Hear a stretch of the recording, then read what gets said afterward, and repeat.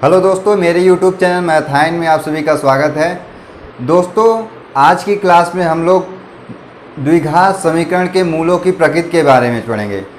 दोस्तों, अगर आज से पहले आप लोगों ने अगर द्विघात समीकरण के मूलों की प्रकृति के बारे में पढ़ा है तो आप जो है अगर मूलों की प्रकृति के बारे में मूलों की प्रकृति को जो अगर आप रट्टा मार रहे हैं तो आज से आपको रट्टा मारने की ज़रूरत नहीं। आज से आपको चीज़ों को समझने की ज़रूरत है। आप जो है मूलों की प्रकृति को कैसे निकाल सकते हो उसको समझने की ज़रूरत है, ना कि रट्टा मारने की ज़रूरत है। क्योंकि रट्टा मारी हुई चीज़ें जो है हमारे दिमाग में ज़्यादा समय तक टिकती नहीं है। तो दोस्तों, आप रट्टा मारने से बचिए और चीज़ों को ज़्यादा से ज़्यादा समझने की कोशिश करिए। क्योंकि एग्ज़ाम टाइम में ऐसी बहुत सारी चीज़ें होती हैं जो कि बिना रट्टा मारे हुए काम नहीं चल सकता। कुछ चीज़ें ऐसी भी होती हैं जो कि आप बिना रट्टे मारे काम नहीं चला सकते। तो दोस्तों, ऐसी चीज़ों को आप जो है रट्टा मारिए। जो चीज़ें आप समझ सकते हैं उन सब चीज़ों को समझिए। क्योंकि एग्ज़ाम टाइम में अगर मैक्सिमम चीज़ें आप रट्टा मार के जाते हैं तो दोस्तों वहाँ पे कन्फ्यूजन होने के चांसेस बहुत बढ़ जाते हैं। तो आप जो है दोस्तों एग्ज़ाम टाइम में कन्फ्यूजन से बचिए, चीज़ों को समझिए। इससे क्या होगा, जो आप चीज़ों को अगर आप समझ लेते हैं आपके दिमाग में ज़्यादा समय के लिए चीज़ें स्टोर हो जाती हैं, जल्दी भूलती नहीं हैं और चीज़ों को आसानी से आप कर भी पाएंगे और कन्फ्यूजन नहीं होगा। तो दोस्तों, बिना कुछ देरी किए अपने हम लोग टॉपिक पे चलते हैं। तो दोस्तों, मान लेते हैं कोई द्विघात समीकरण ax² plus bx plus c equal to 0 है। ax² plus bx plus c, जहां पे a does not equal to 0। क्यों? क्योंकि अगर a की वैल्यू अगर 0 हो गई तो ये द्विघात समीकरण नहीं रह जाएगा। तो दोस्तों, यहाँ पे आपको a की वैल्यू 0 नहीं करनी है। दोस्तों, हम लोगों ने पिछली क्लास में पढ़ा था कि जो अगर इस समीकरण को हल करें तो x की जो वैल्यू आएगी x equal to minus B plus minus under root b² minus 4ac upon 2a होता है। इसी को हम क्या बोलते हैं, श्रीधराचार्य फार्मूला बोलते हैं। तो दोस्तों, जब इसको सॉल्व करेंगे तो ये आएगा x equal to minus B plus minus under root b² minus 4ac upon 2a। अगर आपको जो है इसका डेरिवेशन जानना है किस तरह से x की वैल्यू यहाँ इसको अगर सॉल्व करते हैं कि ये आएगा, तो दोस्तों हमारे YouTube के प्लेलिस्ट में जाइए, वहाँ पे क्वाड्रेटिक इक्वेशन का प्लेलिस्ट मिलेगा, वहाँ पे आप जाके देख सकते हैं x की वैल्यू कैसे निकाला गया है। तो दोस्तों, x equal to minus B plus minus under root b² minus 4ac equal to upon 2a। अगर इसको अलग अलग लिखना चाहें तो हम लिख सकते हैं x equal to minus B plus minus under root b² minus 4ac upon 2a। एक मान ये लिख सकते हैं, दूसरा मान लिख सकते हैं x equal to minus B plus under root b² minus 4ac। इसी को हम क्या बोलते हैं, समीकरण के हल, समीकरण का हल बोलते हैं। हल को ही हम क्या बोलते हैं, समीकरण के मूल यानी समीकरण के रूट बोलते हैं। अगर मान लें इस समीकरण के जो रूट हैं अल्फा और बीटा हैं, इस समीकरण के जो रूट हैं मूल हैं क्या है, अल्फा और बीटा है, तो अल्फा इक्वल टू हम लिख सकते हैं minus B minus under root b² minus 4ac upon 2a। Beta equal to minus B plus under root b² minus 4ac upon 2a। यही क्या होगा, समीकरण का मूल होगा। अल्फा इक्वल टू इतना, बीटा इक्वल टू इतना। अगर दोस्तों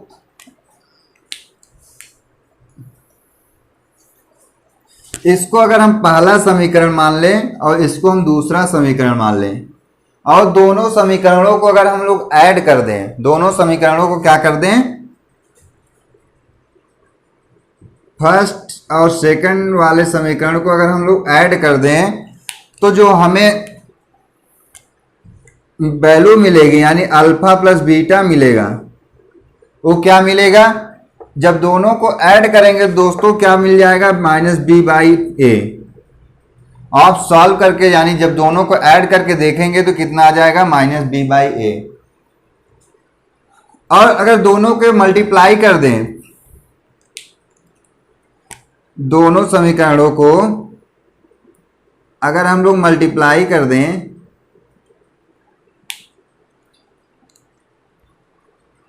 तो हमें मिलेगा alpha into beta equal to c/a।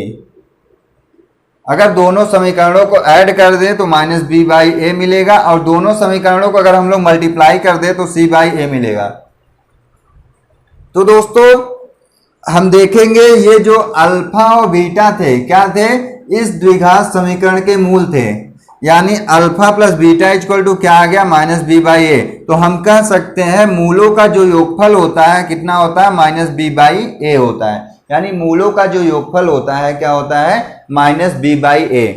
और जो मूलों का गुणनफल होता है अल्फा और बीटा, ये क्या है दोनों जो है इस समीकरण के मूल है, यानी अल्फा और बीटा अगर कर दें तो मूलों का जो गुणनफल हम कहें बोले क्या क्या कह सकते हैं c/a। अगर हम लिखना चाहें इसको अल्फा प्लस बीटा यानी मूलों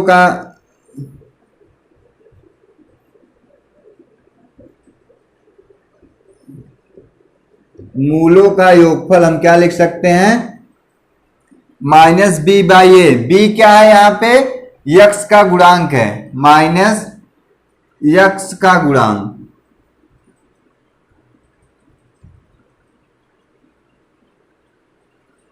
और a क्या है यहां पे दोस्तों यक्स स्क्वायर का गुणांक।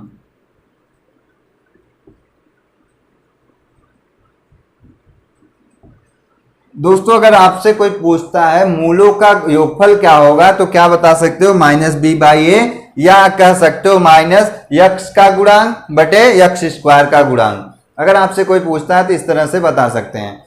और आगे देखें दोस्तों, तो अगर आपसे कोई पूछता है मूलों का गुणनफल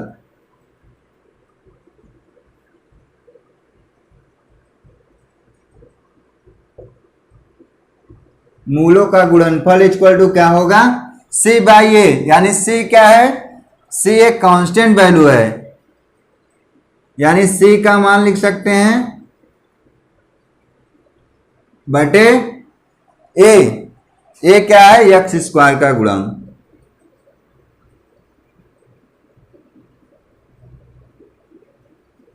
अगर दोस्तों आपको कोई बोले मूलों का योगफल निकाल के दिखाओ तो क्या करोगे, यक्स का जो गुणांक होगा यानी b की जो वैल्यू होगी यहां रख देंगे अपॉन यक्स स्क्वायर का गुणांक यानी a की वैल्यू रख देंगे, तो क्या आ जाएगा मूलों का योगफल आ जाएगा। हम डायरेक्ट निकाल सकते हैं मूलों का योगफल -b/a से। मूलों का गुणनफल आपसे अगर कोई पूछता है या कोई किसी एग्जाम में पूछता है तो आप क्या करोगे, c का मान जो c का वैल्यू यहाँ पे आएगा उसका मान रख देंगे और यक्स स्क्वायर का गुणांक की मान रख देंगे, तो जो वैल्यू आएगी वही क्या होगा मूलों का गुणनफल।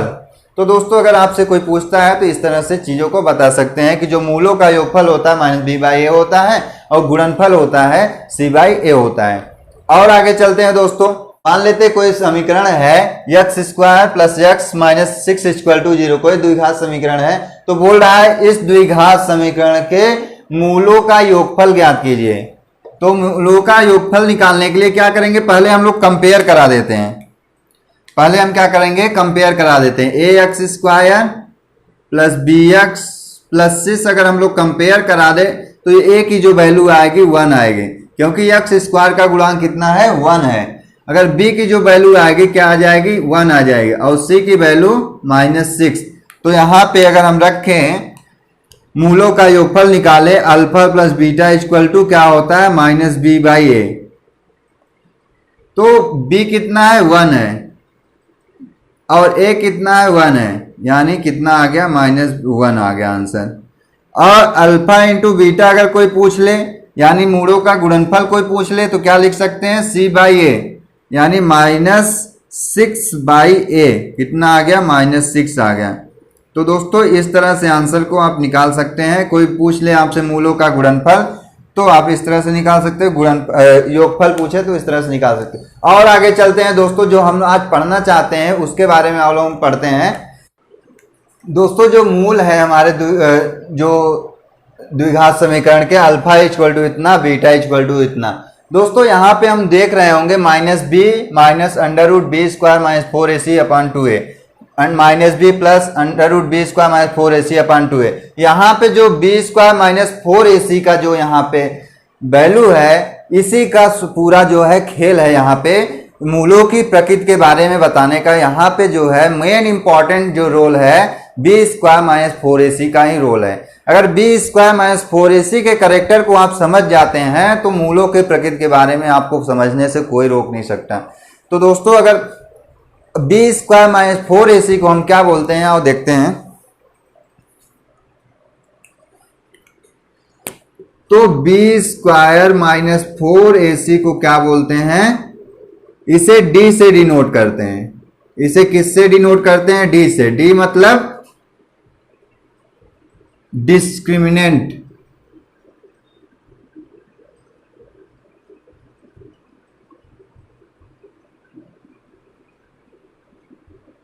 हिंदी में बोले तो विविक्त कर।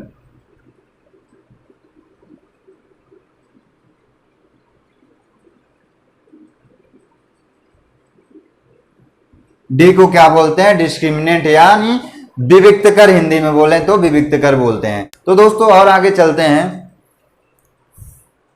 फर्स्ट केस लेते हैं दोस्तों।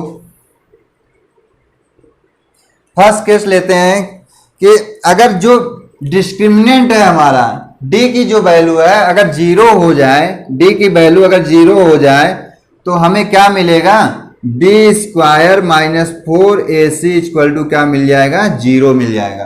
बी स्क्वायर माइनस 4ac की वैल्यू क्या मिल जाएगी आपको, जीरो मिल जाएगी। यानी अगर बी स्क्वायर की वैल्यू निकाले तो क्या आ जाएगा, 4ac आ जाएगा। बी स्क्वायर माइनस 4ac की वैल्यू क्या आ जाएगा, जीरो आ जाएगा।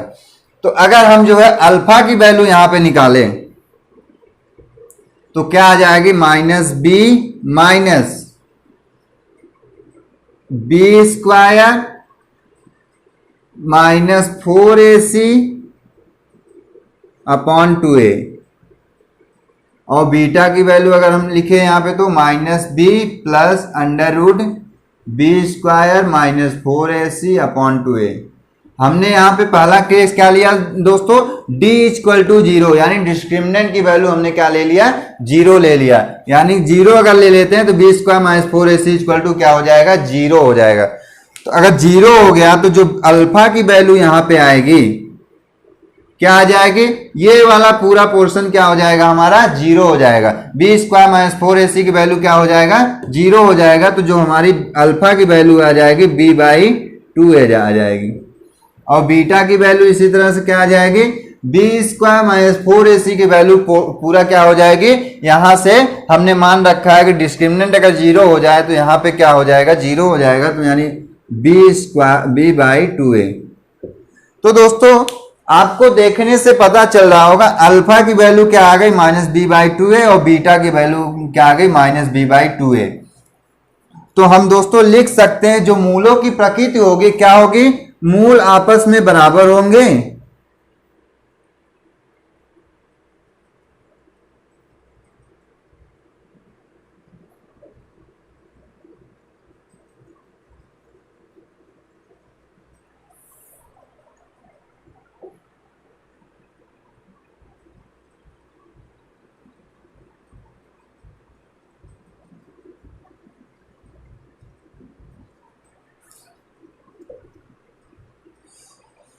क्या हमने देखा दोस्तों, यहाँ पे अल्फा की जो वैल्यू आ गई माइनस b/2a और बीटा की जो वैल्यू आ गई माइनस b/2a, यानी अल्फा और बीटा दोनों क्या हो गए, बराबर हो गए। तो हम जो मूलों की प्रकृति को लिख सकते हैं, मूल आपस में बराबर होंगे और वास्तविक होंगे। वास्तविक कहने का मतलब दोस्तों एक रियल वैल्यू।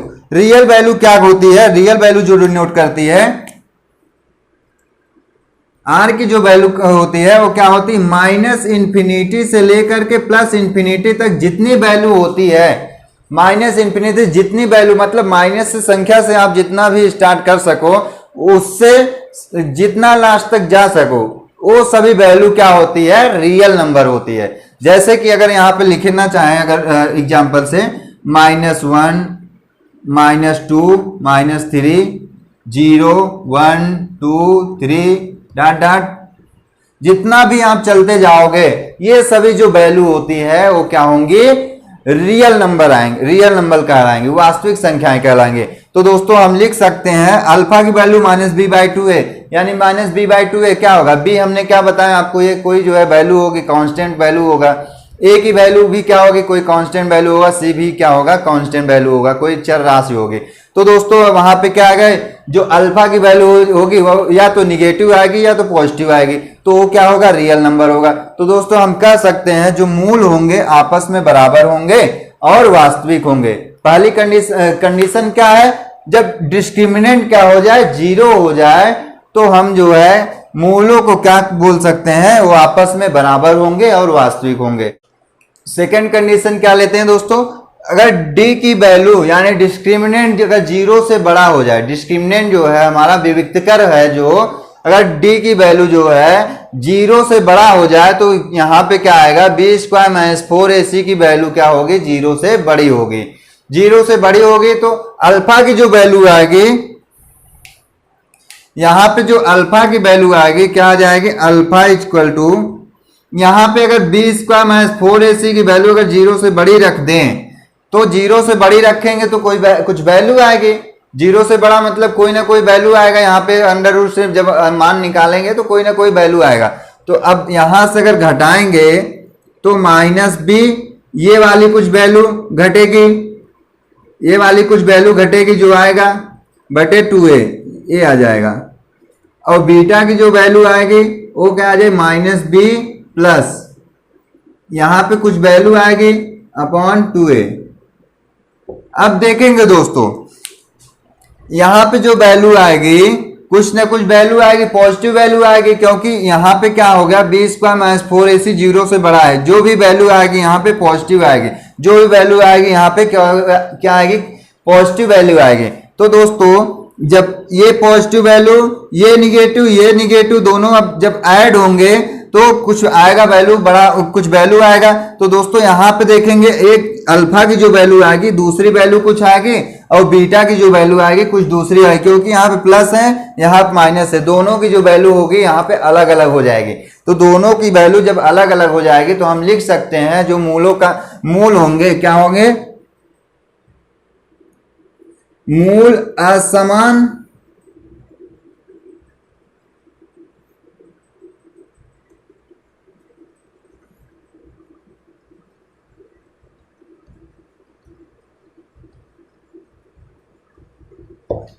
क्या हो जाएगा दोस्तों, मूल जो होंगे असमान होंगे। क्या है, यहाँ पे जो वैल्यू आगे निगेटिव है तो यहाँ पे कुछ वैल्यू और आएगी, यहाँ पे जो वैल्यू आएगी कुछ और आएगी। तो हम लिख सकते हैं मूल असमान होंगे और क्या होंगे, वास्तविक होंगे। वास्तविक मैंने बता दिया कि वास्तविक संख्या उसे बोलते हैं -इन्फिनिटी से लेकर के +इन्फिनिटी जैसे जितनी भी संख्याएं होती हैं वो क्या कहलाती हैं, वास्तविक संख्याएं कहलाती हैं। तीसरी कंडीशन दोस्तों हम लेके देखते हैं, क्या d की जो वैल्यू है, डिस्क्रिमिनेंट अगर जो है हमारा पूर्ण वर्ग हो जाए, डिस्क्रिमिनेंट अगर हमारा पूर्ण वर्ग हो जाए, यानी b² - 4ac की वैल्यू पूर्ण वर्ग हो जाए। पूर्ण वर्ग कहने का मतलब कि, पूर्ण वर्ग का मतलब है कि जैसे 4, 8, 4, 16, 25, ये सब हमारा क्या है, पूर्ण वर्ग है। यानी ये क्या है, 2 का स्क्वायर है, ये क्या है 4 का स्क्वायर है, ये क्या है हमारा 5 का स्क्वायर है। इन सब संख्याओं को क्या बोलते हैं हम लोग, पूर्ण वर्ग बोलते हैं। तो दोस्तों अगर हमारा d की वैल्यू क्या हो जाए, पूर्ण वर्ग हो जाए, यानी b² - 4ac की वैल्यू क्या हो जाए, पूर्ण वर्ग हो जाए, तो हम जो अल्फा की वैल्यू यहां से हमें प्राप्त होगी, अल्फा इक्वल टू क्या हो जाएगी, -b। अगर ये पूर्ण वर्ग हो जाती है संख्या तो माइनस यहां पे कोई संख्या आएगी अपॉन 2a, यहां पे भी क्या आएगी, कुछ संख्या आएगी -b प्लस कुछ संख्या आएगी अपॉन 2a। अब दोस्तों देखेंगे क्या होगा, अब यहां से अंडर रूट से हमारी संख्याएं बाहर आ गई, यहां से भी अंडर रूट से हमारी संख्या बाहर आ गई। तो हम लिख सकते हैं दोस्तों अगर d की वैल्यू पूर्ण वर्ग हो जाए, b² - 4ac अगर पूर्ण वर्ग हो जाए तो जो डी की जो वैल्यू आएगी कुछ ना कुछ वैल्यू आएगी। तो वहां पे अगर डी की जो वैल्यू आएगी क्या आएगी, जो पूर्ण वर्ग होती है तो मतलब 2 का स्क्वायर हो सकता है, 4 का स्क्वायर होगा, 5 का स्क्वायर, 3 का स्क्वायर हो सकता है। इस तरह से जो वैल्यू आएगी वो भी हमेशा क्या आएगी, 0 से बड़ी संख्या आएगी। यानी डी की जो वैल्यू होगी क्या आ जाएगी, 0 से आपको बड़ी ही मिलेगी, क्योंकि अगर वो पूर्ण वर्ग है तो कोई ना कोई वो संख्या ही होगी, तो जो कि 0 से बड़ी होगी। तो हम क्या लिख सकते हैं दोस्तों, अगर d की वैल्यू हमने बताया कि d की वैल्यू 0 से बड़ी है तो उसके जो मूल होंगे असमान होंगे, वास्तविक और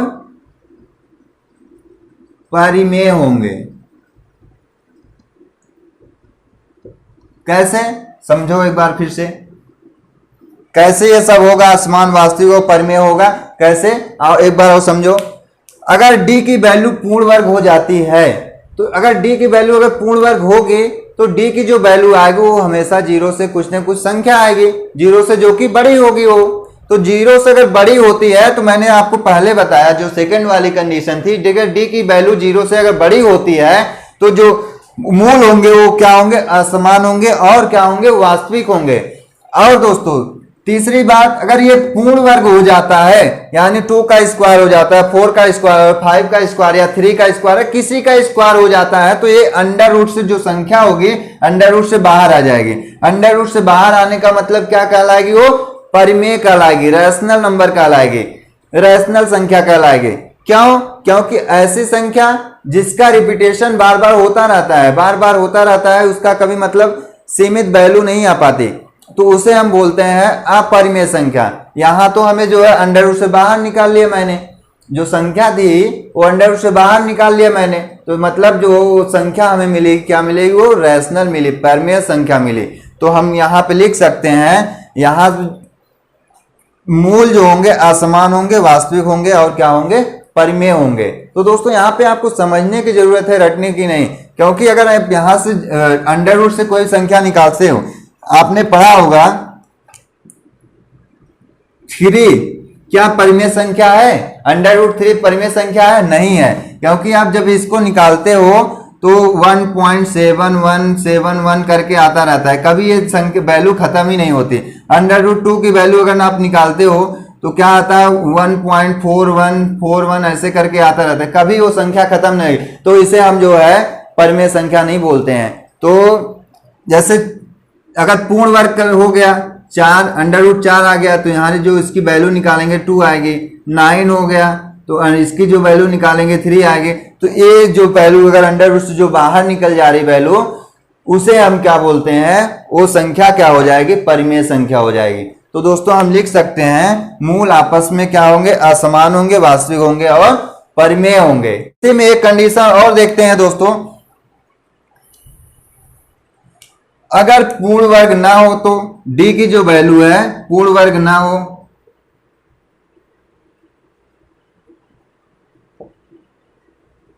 यानी b स्क्वायर माइनस 4ac अगर पूर्ण वर्ग नहीं होता है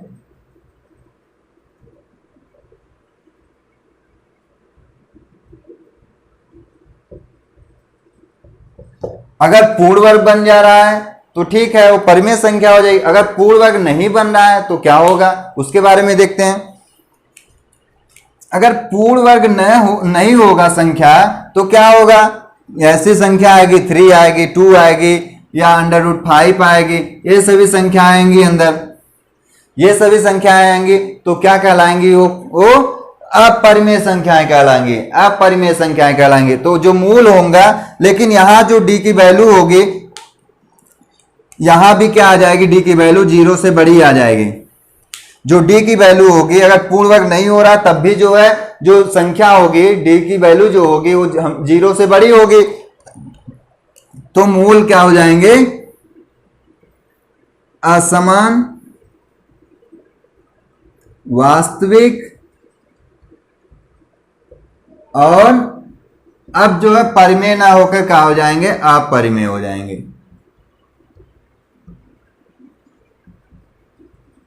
समझने की जरूरत है दोस्तों। यहाँ पे अगर डी की वैल्यू पूर्ण वर्ग नहीं हो रही है तो अपरिमेय हो जाएगा। अगर डी की वैल्यू परिमेय हो जाएगी यानी अंडर रूट से बाहर निकल जाएगी तो वो क्या हो जाएगा, संख्या परिमेय संख्या हो जाएगी, परिमेय हो जाएगा वो। चौथी कंडीशन देखते हैं दोस्तों, डी की डिस्क्रिमिनेंट अगर लेस देन 0 हो जाए यानी बी स्क्वायर माइनस 4ac अगर 0 से छोटा हो जाए। 0 से छोटा होने का मतलब क्या है, 0 से छोटा होने का मतलब क्या है कि निगेटिव वैल्यू यानी डिस्क्रिमिनेंट की वैल्यू निगेटिव हो जाए तो क्या होगा, तो कंडीशन क्या बनेगी उसके बारे में देखते हैं दोस्तों। तो अल्फा की जो वैल्यू है क्या है, minus B minus under root B square minus 4ac upon 2a, और बीटा की जो वैल्यू है minus B plus under root में b square minus 4ac upon 2a। ये संख्या है, ये हमारे जो समीकरण के मूल है, क्या अल्फा इतना बीटा इतना है। अगर क्या बोल रहा है यहाँ पे कंडीशन में, अगर डिस्क्रिमिनेंट लेस देन 0 हो जाए यानी डिस्क्रिमिनेंट की वैल्यू निगेटिव हो जाए, डिस्क्रिमिनेंट की वैल्यू निगेटिव हो जाए यानी ये बी स्क्वायर माइनस 4ac क्या हो जाए, निगेटिव हो जाए, तो दोस्तों क्या होगा, अंडर रूट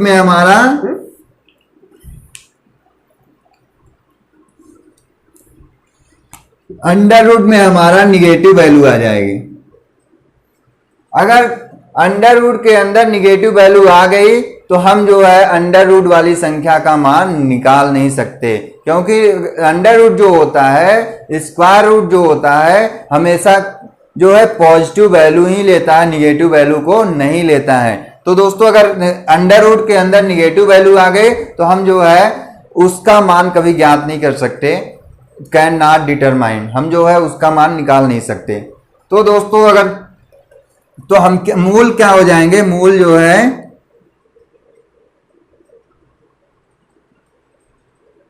अवास्तविक हो जाएंगे।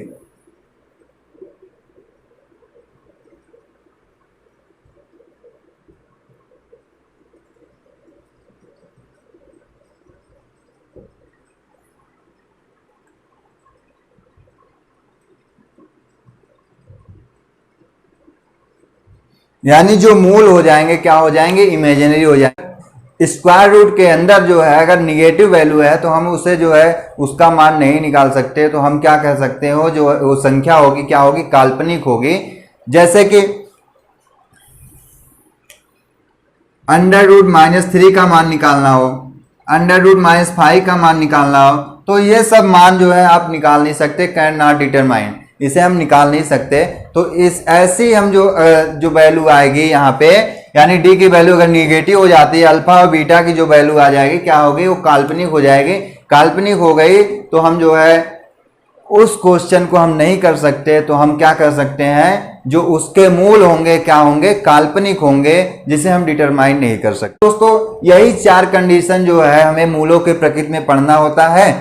पहली कंडीशन, डिस्क्रिमिनेंट की वैल्यू 0 हो जाए तो वहां पे क्या आएगा, हम जो है रट्टा नहीं मानना, हमको बिल्कुल जो है चीजों को समझना है, वहां पे चीजों को क्या है, मान को रखते जाना है, उस चीजों को समझना है किस तरह से चीजें हो रही हैं यहाँ पे। अगर डिस्क्रिमिनेंट की वैल्यू 0 हो जाती है तो जो मूलों की प्रकृति होगी वो क्या होगी, मूल जो देखा हमने कि फर्स्ट कंडीशन में जो मूल आए समान आए और क्या आए, रियल आए। सेकेंड कंडीशन क्या है, डिस्क्रिमिनेंट की वैल्यू अगर 0 से बड़ी हो जाती है तो वहां पे जो वैल्यू आई, जो हमारे मूलों की प्रकृति आई, क्या आई, जो मूल होंगे असमान होंगे और क्या होंगे, रियल होंगे। तीसरी कंडीशन हमने क्या पढ़ा, डिस्क्रिमिनेंट की वैल्यू अगर पूर्ण वर्ग बन जाती है तो वहां पे जो हमारे मूल होंगे असमान होंगे, वास्तविक होंगे। अगर जो है अंडर रूट से वैल्यू निकल जा रही है तो इसका मतलब क्या है, वो परिमेय संख्या है। तो हम क्या कह सकते हैं, असमान, वास्तविक और परिमेय कह सकते हैं। अगर पूर्ण वर्ग नहीं होता है तो कंडीशन क्या होगी, कंडीशन सेम होगी, फुलफिल वही होगा, क्या होगा, असमान, वास्तविक और क्या हो जाएगा, अंडर रूट से अगर वैल्यू नहीं निकल रही तो अपरिमेय हो जाएगा। चौथी कंडीशन क्या है दोस्त, अगर डिस्क्रिमिनेंट की वैल्यू लेस देन 0 आती है तो वहां पे जो मूल होंगे काल्पनिक होंगे, हम ना तो वास्तविक बता कह सकते हैं, ना परिमेय कह सकते हैं, ना तो असमान कह सकते हैं, कुछ भी नहीं कह सकते, हम सीधा बता देंगे जो मूल होंगे काल्पनिक होंगे। तो दोस्तों एक क्वेश्चन लेके देखते हैं किस तरह से जो वैल्यू होगी रियल होगी, वास्तविक होगी, क्या होगी, उसके बारे में कैसे हम जो चीजों को डिसाइड कर पाएंगे। तो दोस्तों एक क्वेश्चन लेके समझते हैं। यहाँ हमारे पास दो क्वेश्चन है दोस्तों, x square minus 4x plus 4 equal to 0, x square plus 5x plus 5 equal to 0। इन समीकरणों की मूलों की प्रकृति आपको कुछ चेक करके बताना है, मूलों की प्रकृति क्या होगी। तो दोस्तों मूलों की प्रकृति के निकालने के लिए सबसे पहले हमें क्या चेक करना है, डिस्क्रिमिनेंट चेक करना है। डी इक्वल टू होता है B square minus 4ac। D equal to discriminant equal to होता है बी स्क्वायर माइनस 4ac। अगर इसको हम जो है इससे हम कंपेयर करें, द्विघात समीकरण से कंपेयर करें तो देखेंगे, हम पाएंगे a की जो वैल्यू होगी 1 होगी और b की जो वैल्यू होगी -4 होगी और c की वैल्यू होगी 4 होगी। यहां पे उठा के रख देते हैं दोस्तों। d की वैल्यू क्या आ गए, बी स्क्वायर यानी -4 का स्क्वायर -4, a की वैल्यू कितना है 1 है, c की वैल्यू कितना है 4 है। तो अगर हम इसको सॉल्व करें तो -4 का स्क्वायर करेंगे तो 16 आ जाएगा, -4 4 जा 16। यहाँ पे जो डिस्क्रिमिनेंट आ गया क्या आ गया, 0 आ गया। आपको मैंने बताया कि पहली कंडीशन मैंने आपको बताई थी कि अगर डिस्क्रिमिनेंट की वैल्यू 0 हो तो मूलों की जो प्रकृति होगी क्या होगी, मूल आपस में बराबर होंगे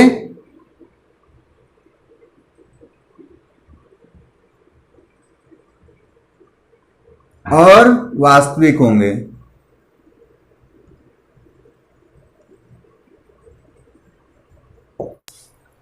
दूसरा क्वेश्चन करके देखते हैं दोस्तों। X square plus 5x plus 5 equal to 0 है। तो यहां पर अगर हम चेक करें, अगर इसको हम कंपेयर करा दें a square x square plus b x plus c से, तो ए की जो वैल्यू निकलेगी 1 आएगी, बी की जो वैल्यू निकलेगी 5 आएगी, सी की जो वैल्यू निकलेगी 5 आ जाएगी। फिर यहां हम जो है कंपेयर कराते हैं D equal to B square minus 4ac, यानी डी की वैल्यू निकालते हैं हम लोग, डिस्क्रिमिनेंट की वैल्यू निकालते हैं। कहीं भी आपको जगह मूलों की प्रकृति चेक करना है तो वहां पे सबसे पहले जरूरी चीज क्या है, आपको डिस्क्रिमिनेंट फाइंड आउट करना पड़ेगा। डिस्क्रिमिनेंट की वैल्यू अगर आप ज्ञात कर लेते हैं तो आप जो है मूलों की प्रकृति को आसानी से बता सकते हैं। मूलों की प्रकृति यानी द्विघात समीकरण के मूलों की प्रकृति क्या होगी आसानी से बता सकते हैं। चलो दोस्तों हम देखते हैं, निकालेंगे तो बी स्क्वायर यानी 5 का स्क्वायर -4 ए की वैल्यू 1 है और सी की वैल्यू कितना है 5, तो आ जाएगा दोस्तों 5 का स्क्वायर करते हैं तो कितना आता है 25 आ जाता है। तो 5 का स्क्वायर कितना 25 माइनस 5 4 जा 20, अगर यहां पे घटाए तो वैल्यू आ जाएगी 5, यानी डिस्क्रिमिनेंट की वैल्यू क्या आ गई हमारी 5 आ गई। तो दोस्तों यहां पे देखेंगे जो डिस्क्रिमिनेंट है क्या है हमारा 0 से बड़ा है। डिस्क्रिमिनेंट क्या है 0 से बड़ा है। तो हम क्या कर सकते हैं, जो मूल होंगे, आपको मैंने बताया जो मूल होंगे क्या होंगे, वो असमान होंगे और वास्तविक होंगे। तो दोस्तों इसी तरह से आप जो है बहुत सारे हमारे बुक में क्वेश्चन दिए गए हैं मूलों की प्रकृति के ऊपर, आप जो है मूलों की प्रकृति फाइंड आउट करके बताइए। तो इस सब के क्वेश्चन के ऊपर आप जो है एग्जाम में भी बहुत सारे क्वेश्चन पूछते हैं, 1-2 क्वेश्चन तो आपको एग्जाम में मिलना ही मिलना है मूलों की प्रकृति के ऊपर। आपको मूलों की प्रकृति फाइंड आउट करना पड़ेगा, क्या होगा, वास्तविक होगा, रियल होगा, परिमेय होगा या काल्पनिक होगा, क्या होगा आपको बताना है। तो दोस्तों इस तरह से चीजों को आप जो है वहां पे निकाल सकते हैं बहुत आसानी से, आपको रटने की बिल्कुल जरूरत नहीं। चीजों को समझिए, समझ करके चीजों को करिए, ये क्या होगा आपको कंफ्यूजन से बचाएगा। तो दोस्तों इस तरह से चीजों को आप जो है बता सकते हैं मूलों की प्रकृति क्या होगी। दोस्तों आज की क्लास यहीं तक। द्विघात समीकरण के मूलों की प्रकृति को से कुछ सीखने को मिला हो कि नहीं यार अब मैं निकाल सकता हूं आसानी से, कोई रटने की जरूरत नहीं है, तो मेरे वीडियो को एक लाइक कर सकते हैं। और दोस्तों मेरे वीडियो को ज़्यादा से ज़्यादा शेयर करें, जिससे अपने दोस्तों को शेयर करें, जिससे कि उनको भी जो है वो भी पढ़ सकें, वो भी अपने कन्फ्यूजन को दूर सकें और एग्जाम में जो है आसानी से क्वेश्चन को कर सकें। तो दोस्तों आज के लिए यहीं तक, नेक्स्ट क्लास में फिर से मिलेंगे।